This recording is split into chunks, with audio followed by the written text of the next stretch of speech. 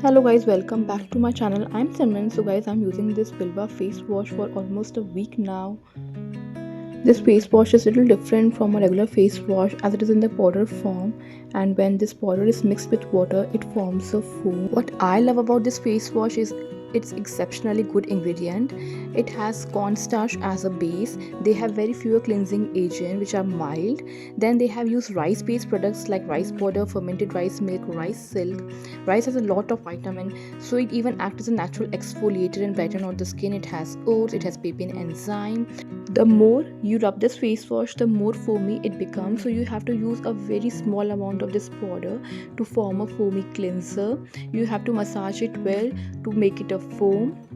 This face wash is good for people with oily and combination skin who want natural exfoliator into their face wash. While using this face wash, you will get a smooth and milky feel, but after rinsing this product, you will get a squeaky, neat and clean look.